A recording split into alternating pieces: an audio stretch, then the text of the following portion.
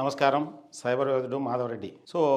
ఇప్పుడు matrimony frauds గురించి. ఈ మ్యాట్రిమోనీ ఫ్రాడ్స్ ఎందుకు జరుగుతున్నాయి, ఎలా జరుగుతున్నాయంటే యాక్చువల్గా మీరు గమనించాల్సింది ఏంటంటే బేసికల్గా ఇంతకుముందు గత 20 ఏళ్ళు 30 ఏళ్ళ కిందట ఒక మ్యారేజ్ అనేది అంటే బాగా చదువుకున్న వాళ్ళని పక్కన పెడితే యావరేజ్ చదువుకున్న వాళ్ళు లోకల్గా ఉద్యోగం చేసుకునే వాళ్ళు వాళ్ళ రిలేటివ్స్ లేకపోతే పక్క విలేజ్లు మహా అంటే జిల్లా లోపలనే పెళ్ళిళ్ళు అవుతున్నాయి. ఇప్పుడు ఏంటంటే బాగా చదువుకుంటున్నారు, దేశ విదేశాలకు పోతున్నారు, రకరకాల ప్లేస్కి పోతున్నారు. సో వాళ్ళ ఉద్యోగాల గురించి కావచ్చు, వాళ్ళ అభిరుచుల గురించి కావచ్చు, రకరకాల అంటే ఇప్పుడు లోకల్గా అవైలబిలిటీ లేకపోవడం వల్ల దట్టు ఇప్పుడు మళ్ళా ఈ సోషల్ మీడియా ఒకటి మ్యాట్రిమోనీ వెబ్సైట్స్ ఇట్లా రకరకాల వ్యవస్థల ద్వారా కొత్త వ్యక్తులతో మాట్లాడము, కొత్త వ్యక్తులతో పరిచయం కావడము. సో అవి మ్యాట్రిమోనీ అదే మ్యారేజ్ వరకు దారితీసే పరిస్థితులు ఉన్నాయి. ఇప్పుడు యాక్చువల్గా ఈ మ్యాట్రిమోనీ ఫ్రాడ్స్ ఎందుకు జరుగుతున్నాయి, ఎలా జరుగుతున్నాయి? ఈ మ్యాట్రిమోనీ ఫ్రాడ్స్ వలన ఫ్యామిలీస్కి ఎలా ఇబ్బంది, అక్కడ వాళ్ళకు ఇండివిజువల్గా ఎలా ఇబ్బంది అని చూస్తే మిగతా క్రైమ్స్లో వాళ్ళకు ఇండివిజువల్గానే ఇబ్బంది అవుతుంది. మ్యాట్రిమోనీ ఫ్రాడ్స్ వచ్చే వాళ్ళకి ఇది లైఫ్ లాంగ్ ట్రూమా ఉంటుంది. దానికంటే ముందు ఫ్యామిలీస్ కూడా కొలాప్స్ అవుతాయి. ఓ రకంగా కేసులు పెట్టుకుంటారు, యాక్చువల్గా కోర్టులకు పోవాల్సి వస్తుంది.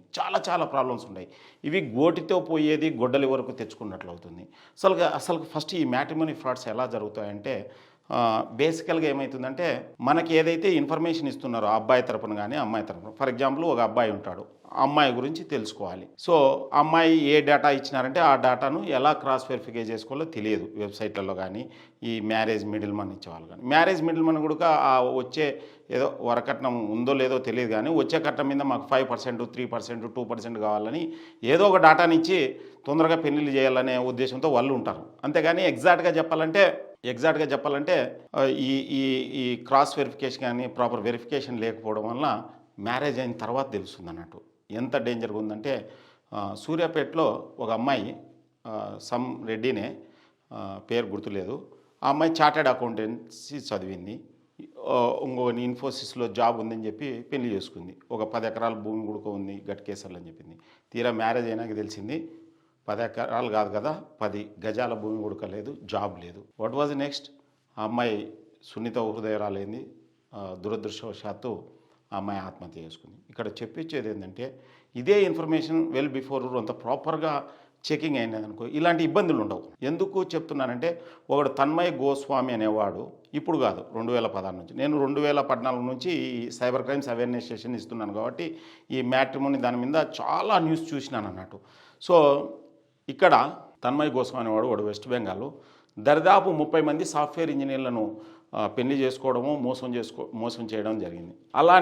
అలానే ఒక అర్చన అనే అమ్మాయి, బట్ రియల్ పేరు అర్చన కాదో తెలియదు, మన న్యూస్లో చూసినది అన్నట్టు. ఆ అమ్మాయి 7 మందిని పెళ్లి చేసుకుంది. అట్లనే వరంగల్లో ఒక లేడీ ఒక ముగ్గురిని పెళ్లి చేసుకుంది. ఇది ఎవరు ఎట్లా చేస్తున్నారు, ఏం చేస్తున్నారు ఇవన్నీ పక్కన పెడితే ప్రాపర్గా అవేర్నెస్ లేకపోవడం వల్ల ఇవన్నీ జరుగుతున్నాయి. సో ప్రాపర్గా అవేర్నెస్ ఉండాలంటే ఫస్ట్ డాటా వెరిఫికేషన్ ఉండాలి. డాటా వెరిఫికేషన్ ఎట్లా ఉండాలి, అసలు మనం ఏ సైట్లోకి వెళ్తున్నాం, ఎవరి ద్వారా తెచ్చుకుంటున్నాం, ఏ ఇన్ఫర్మేషన్ తెచ్చుకుంటున్నాం, ఇవన్నీ ప్రాపర్ వెరిఫికేషన్ ఉండాలి.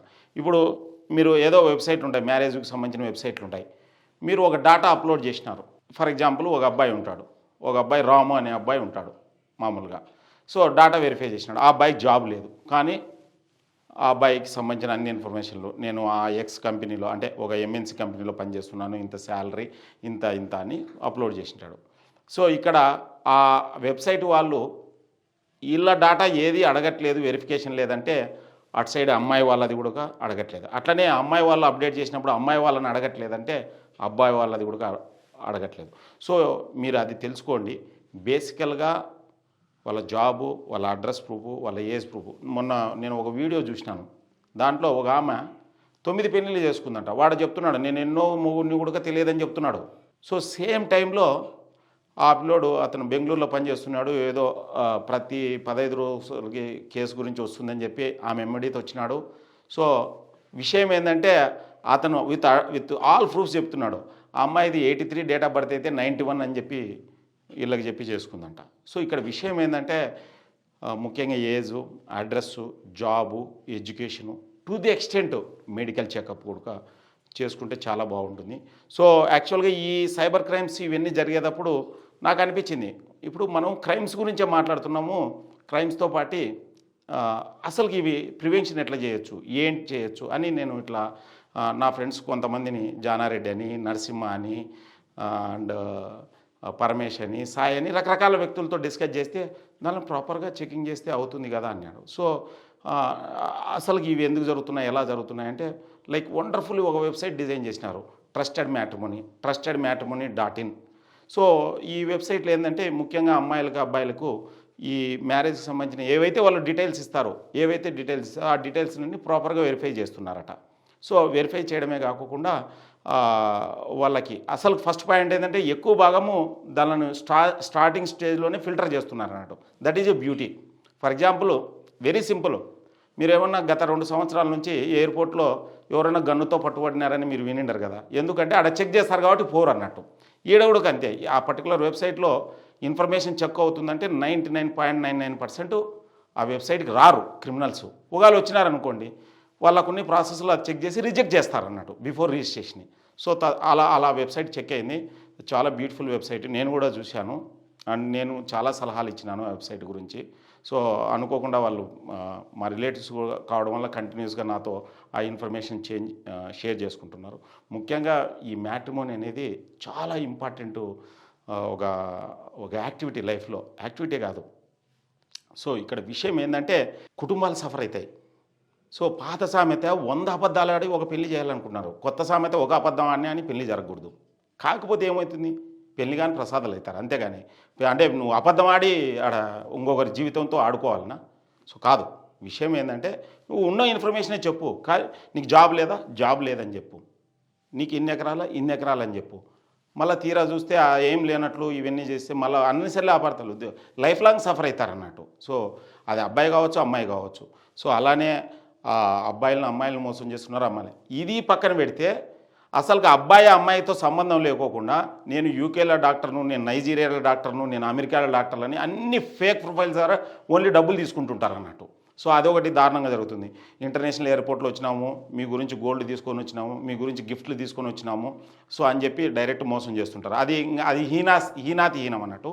సో ఇదేంటంటే వీళ్ళు మ్యారేజ్ చేసుకుంటారు, ఒక వారం 10 రోజులు 20 రోజుల తర్వాత తెలుస్తుంది ఇదంతా ఫేక్ అని. ఇది ఏ రకంగా చూసినా కానీ సో ఇది అవాయిడబుల్ ప్రాబ్లమే. సో ఈ అవాయిడ్ చేయాలంటే కంపల్సరీ మీరు ఏం చేయాలంటే ప్రాపర్గా చెక్ ఉన్న సైట్స్కే వెళ్ళండి. ఈ ట్రస్టెడ్ మ్యాట్రిమోనీ లాంటి సైట్లకు వెళ్ళండి. తద్వారా ఒకవేళ వాళ్ళు అడిగే క్వశ్చన్లు మీకు ఇబ్బంది పడవచ్చు, కానీ అవతల వాళ్ళని కూడా అదే క్వశ్చన్లు అడుగుతారని మీరు గుర్తించండి. ఇప్పుడు మనల్ని ఏ క్వశ్చన్లు అడుగుతారో అవతల వాళ్ళని. ఇప్పుడు అంత్య నిష్ఠూరం కంటే ఆది నిష్ఠూరం బెటర్ అంటారు అన్నట్టు.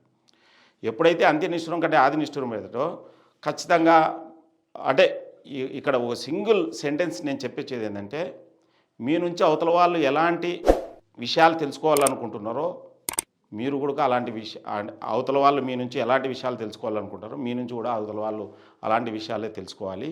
సో తద్వారా మీరు ఖచ్చితంగా ప్రాపర్ ఇన్ఫర్మేషన్ ఉన్నదనుకోండి, మీకు మంచిదే, వాళ్ళకు మంచిదే, వచ్చే జనరేషన్ కూడా మంచిదే, మీ ఫ్యామిలీస్కి అందరికీ మంచిదే. ఎందుకంటే మ్యారేజ్ అనేది లైఫ్లో ఒక్కసారే ఉంటుంది. కొంతమంది మళ్ళీ అదృష్టవంతులు దురదృష్టవంతులు తెలియదు, కానీ వాళ్ళకు 1 లేదా 2 సార్లు ఉండొచ్చు అన్నట్టు. సో వాళ్ళ గురించి మనం పక్కన పెడదాము. సాధ్యమైనంత వరకు ఒకసారే ఉంటుందని మనం ఆశిద్దాము. సో అలా ఉండేటట్లు మన డాటాను ఇదంతా నిజంగా ఇచ్చే వాళ్ళని కాంటాక్ట్ అవుదాము, అదే సైట్లలోనే రిజిస్టర్ చేసుకుందాము.